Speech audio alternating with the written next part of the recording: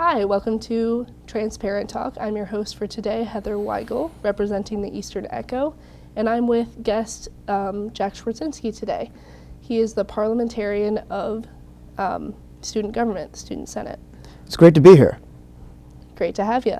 So what is your major, Jack? I'm a political science student with a minor in public administration. Tried to do a little bit of journalism at the beginning, but I've since switched to public administration.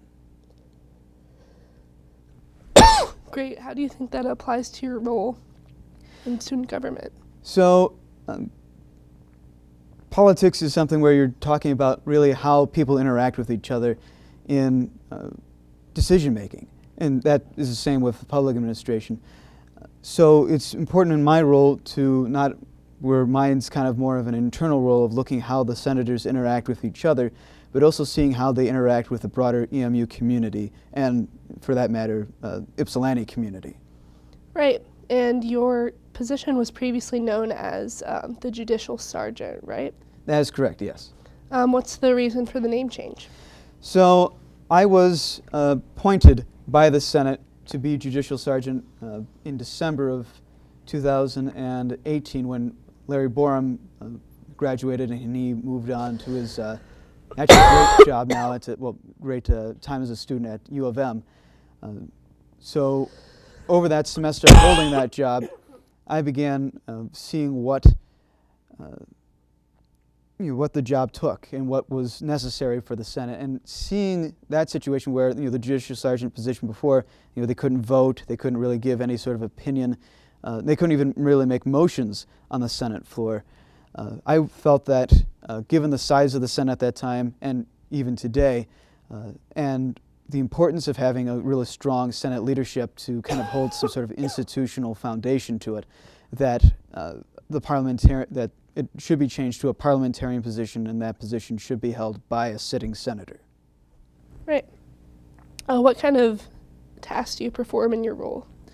So my job, first of all, is to be in any meeting of the Senate to be an advisor to the President of the Senate, who is Vice President Hajar Abazir. One of my jobs is to train senators, train them on Robert's rules, certain requirements and procedures of being in the Senate. And then I also sit on the the Internal Affairs Committee with my friend Speaker Taylor Lawrence, and we kind of help maintain some sort of discipline within the Senate. Right. So, what kind of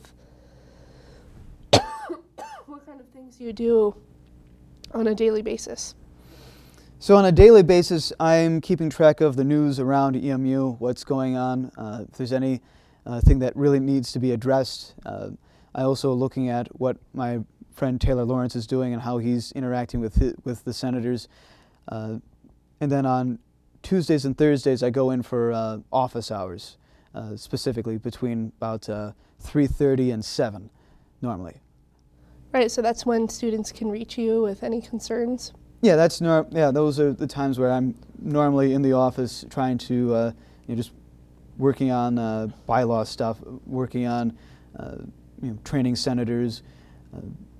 Every month I try to do some sort of training on a specific lesson of Robert's Rules, which is how the Student Government Senate goes through its meetings. So really just making sure that everyone's kind of up to date on those and answer any questions that anyone has when they come in through the door, because it's never a quiet day in student government. Right. So you're actually training a couple senators right now, considering you now have a full Senate, which is new. Yeah, it's been a really long time since we've actually had a full Senate in place. When I first joined the Senate, my freshman year, when I was elected to it my freshman year, we only had about, I think, 8 senators, and now we are up to a full, I think, 18-member Senate. So it's a really exciting time for us that we're able to get as many voices onto the Senate as possible. And we obviously are looking for even more input from the student body, and hopefully those senators go out and they act as representatives for the student body and are listening to what's going on the regular campus day of EMU. Right, and you mentioned earlier that you typically deal with Vice President Hajar Abuzir on a daily basis, as well as Speaker Lawrence.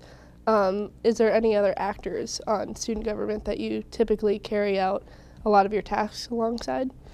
Yeah, so I often act in some sort of advisory role to President Ethan Smith. Whenever he comes up with a new program or idea, I normally am the one that is conscious of the bylaws, and he and I work together to make sure that those big ideas that he has are able to get through the Senate and get through the system of EMU bureaucracy so that they can be the most effective that they can. Right. Are there any role models that you look up to, either on campus or in the general population, to carry out your duties? So, I think Taylor Lawrence, in his abilities to go through what can be a very dramatic process in student government, I think he does a really good job. So I definitely count him as one of my role models. It's kind of hard with speaking in my position, particularly to think of anyone that has this sort of job that's in sort of a limelight position to talk about rules carrying. I guess maybe John Bercow in the UK Parliament has not quite my job, but something close to it. Right. Are there any professors that you look up to at all, or? Oh yeah, I think my favorite professor on campus, and one who's definitely my mentor on this campus, is Dr. Barry Pyle. I've been able to work with him through a mock trial and moot court, and I think I'm on my 3rd class with him now for my judicial simulation class. So Dr. Pyle is definitely anyone who's interested in law should definitely go and see Dr. Pyle. Right. So you've been involved in mock trial and moot court? Yeah, I joined the mock trial team in October of my freshman year, and then I started doing moot court beginning of my sophomore year. So I've been heavily involved with the mock trial team for 3 years now. So it's been a really exciting experience. I think we're going to do really, really well this year. Right, and what else have you been involved in on campus over your years here? So I've been involved, well, let me go through the list now. I've been involved with student government, moot court mock trial.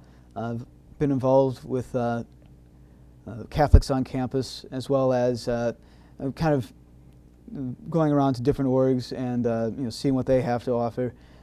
I keep myself fairly busy, so. And I also work for conference and event services, which I have really enjoyed because I'm able to kind of get an idea of what all has happened, what student orgs are doing all across campus almost at any time. And I get to see what sort of good work they're doing, what sort of exciting things that they're bringing onto campus and making this such a dynamic and diverse campus that it is. Speaking of a diverse campus, the Diversity Campus Assessment is out. Could you explain some of that? So that's basically looking at the perception of how students view their EMU when it comes to having a diverse population and how diverse ideas are being spread throughout campus, and how people feel that their own voices are being held in the campus view. So I think that personally, I think it's a very good program that's going on, and I hope we get a lot of good feedback. I'd encourage everyone to take that assessment so that we can, because that can be definitely served as a tool to maybe bring out some voices that we feel that might be neglected, and also making sure that people feel that their identities and their point of view is being accurately translated in the discussion here on campus, because that's the point of a college education, is to get the point of view of people from all different walks of life And that's the advantage of going to a school like EMU, because we know that we are, statistically a diverse campus. It's a matter of making sure that that's translating into the campus discussions that we're having. And I think that certainly in my public administration classes, that's felt like it's been the case. But I definitely want to make sure that's the case for students in all disciplinary studies. Yeah.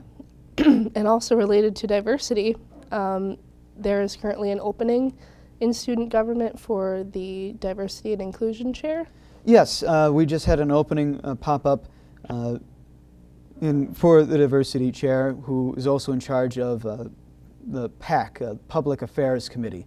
And so that's a very important position that I think needs to be filled with someone who is really dedicated to handling issues that are bigger than just the regular student org stuff, but dealing with outside organizations from the Ypsilanti and Washtenaw County areas, maybe even the state, with the administration here at EMU, and talking about really the things that externally impact students and the way they go about their education here. And I think obviously diversity plays a big role in that, and I think anyone that's interested in that position should go see Ethan Smith and Adjur Abuzir to apply for that position. Right, and what traits do you hope that the next person who fills that position has? I think they need to have a very good idea of direction and having a real pointed goal. Because this is it's a very fresh position. It's fairly new. It's open fairly early on in the year, so there's still a lot of time to develop it. And hopefully that I think they ought to go in with the goal to, if they're a sophomore or junior, not to discourage seniors from applying for the position, but like if I can be here for 2 years, what do I want to set myself up to do next year if I'm hired by the next student body president? That would be, I think, just a clear mission and a long-term thinking to that position so that they can either hand that off or carry that on to the next year would be the most beneficial. So a good precedent setter. Yes, exactly. Yeah, Right. Someone who can set a good pathway for future PAC directors to come. Right. So we are going to cut to a commercial break, and we'll be right back. Excellent.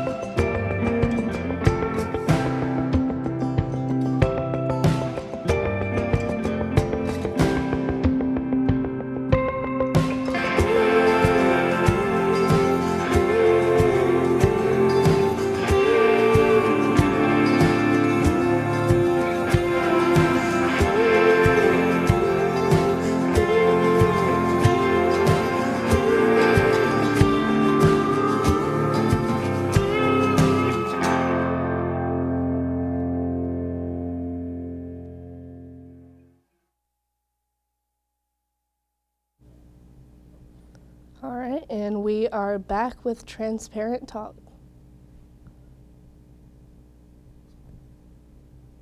All right, we're back with Transparent Talk. I'm here with Jack Swartzinski, and we were just talking about setting precedents, and I would like to know what kind of precedents you hope to set with your position. So with my new position, I think the big thing that I'd really like to accomplish is kind of showing that balance between participating in discussions in the Senate and then also participating in and acting as a senator and then also acting as someone who holds the rules. Now, I don't have any power to dictate what exactly anyone does, but you do carry, when you do have a knowledge of the rules, you do carry a certain amount of authority with you. So it's important to me that I kind of strike that balance, particularly with the senators, when they're shaping their policies, that when they come to me with ideas, even if I don't like them, I always dedicate myself to helping them get the language correct, getting the format correctly. If senators come to me with some sort of problem or any sort of, that they feel comfortable coming up to me about any questions, even if they know I don't like the idea, that I would be able to give them advice pertaining to the bylaws and to the procedures of the Senate. Even though they might know that I might raise my hand and say that I don't like this idea and that I'm going to vote no on it, that in the lead up to that I would be fair. And I think that's something that when the next parliamentarian is elected at the end of this year, that they take that in consideration, and that senators and anyone interested in running for the Senate who's interested in being a parliamentarian thinks about that very carefully, because that does have, that can have an influence on the mentality that senators have. But I think if I walk away from this job at the end of this year with that mindset in place and that example in place for future senators to follow and future parliamentarians to follow, I think I would have done a good job. Right. And you mentioned that you serve at an advisory capacity to a lot of senators, yet you still have a vote within the Senate. Yes. So I basically advise senators on the, what they ought to wear in meetings sometimes, how their resolutions should be formatted, how they ought to address questions, basically things to make them sharper, not to inhibit them from saying what they want to say, but making it so that they can say what they want to say in a way that's going to be the most beneficial for this sort of setting.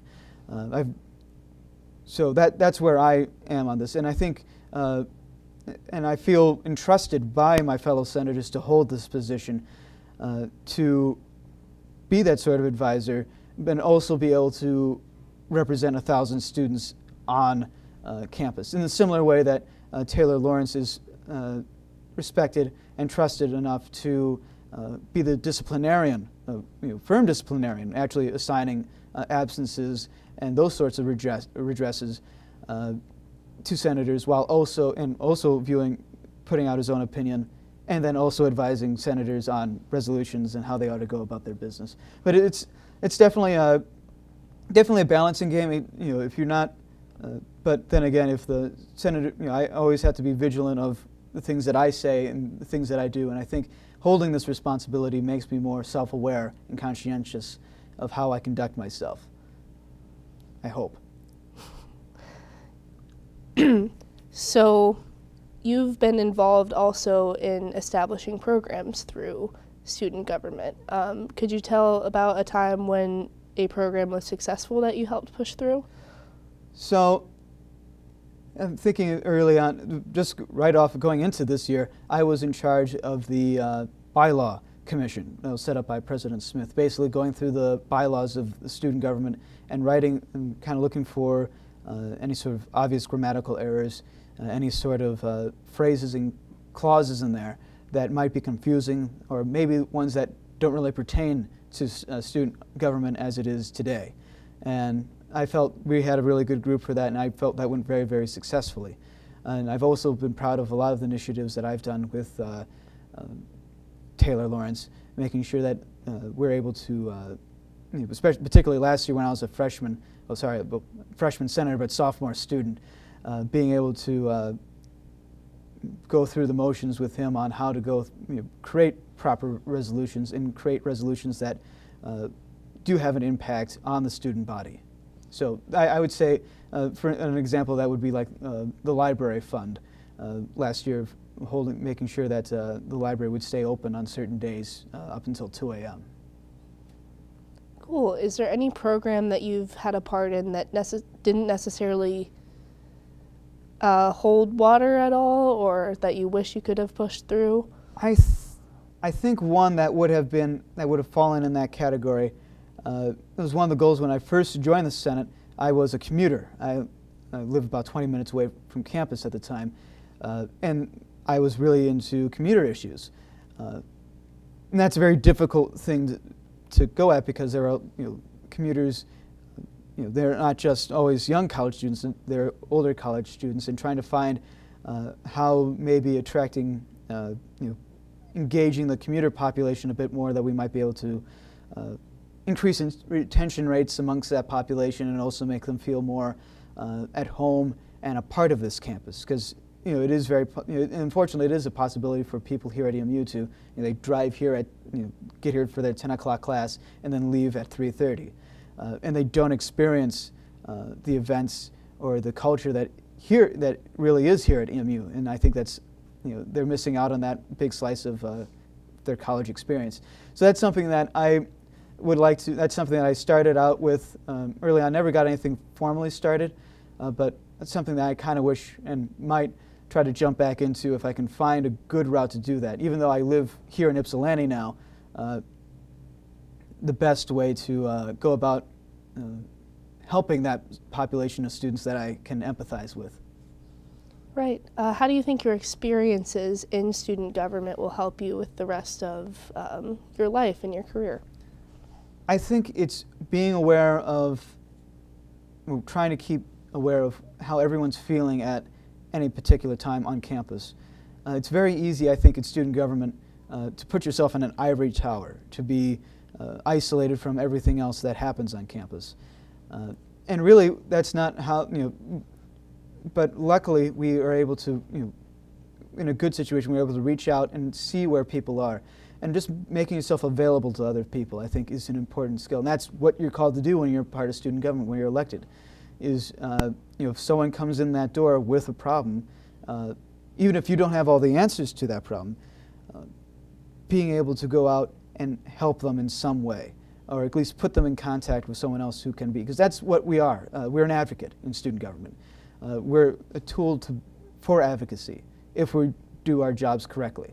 And one of my goals, and I can't say I do it well all the time, but what I try to do is make sure that we keep an open door policy and actually stick to that, and that when someone comes through that door, that we address what their problem is. So absolutely, I as someone who wants to be a lawyer, that's definitely something that applies to my line of work. Right. How do you see student government going in the future? We talked about precedents a little bit earlier. Do you have any vision where student government can go? What kind of changes they can make going forward? So student government is going to have to evolve with how higher education is evolving. It's higher education in itself. The way people are going to college now is going to be different from the way people go to college 10, 15, 20 years from now. So it's important that and we see that the way colleges all across the United States are shrinking. We're seeing greater financial difficulties amongst universities. So a university like Eastern, there are going to be cuts. And it's important for us as a student government to advocate for students. Understanding that this is unfortunately something that's going to happen as the nature of higher education changes, as hopefully more trade businesses and trade schools start opening up, as people start figuring out what the value of a college education is to them personally as an individual, that we are able to advocate for those students who are, that student governments in general are able to advocate for those students here at university, that they're able to get a quality education, so that they're able to go and make money and make a good and decent living for themselves without feeling that that these 4 years in school were left them behind. So I think that's the ultimate goal of any student government, is to make sure that the educational needs and the economic needs of the student body are being realized. That through their education, they're able to meet some sort of economic and societal success. Right. And do you take a look at any other universities and how they conduct matters in student government to influence how you guys do it here? I know that might be a better question for President Ethan Smith. He has his, as being the student body president, he's more aware of how universities handle different things. What here at EMU, and I think it's something that's often neglected, is that we have something that is truly unique, and it's the fact that we have a lot of financial power. We have nearly $100,000 to give out to student orgs and student and clubs, and we are a voice that's taken seriously. We haven't been over-politicized or held in a pocket of certain organizations or certain groups of people, not too overly so that we haven't been able to that we haven't lost our power grip. People still, people in administration care about what student government says. We're still taken seriously. So I don't want to throw shade at any other universities, but there is something that has to be said about how Eastern Michigan goes about its student government and the value that its student government holds in decision making here on campus. So you would say Eastern has its own unique thing going on? I would say Eastern Michigan has the best thing possible going on for a student government. But yes, it's definitely a unique situation in the state of Michigan. Wonderful. I think that is just about all the time we have, but is there anything else you would like to add for our viewers? I would add, please get involved. We need you guys to get involved with student government and involved with everything about that happens in and around campus. We do a better job when we know what your problems are. So if you don't know where we are, we're on the 3rd floor of the Student Center. Stop in, talk to one of the staff members, and it will make our job easier, and hopefully we'll be able to do more for you. All right. Well, it was great having you. Thank you for joining us on the show. Excellent. It's good. It was great to be here. Great.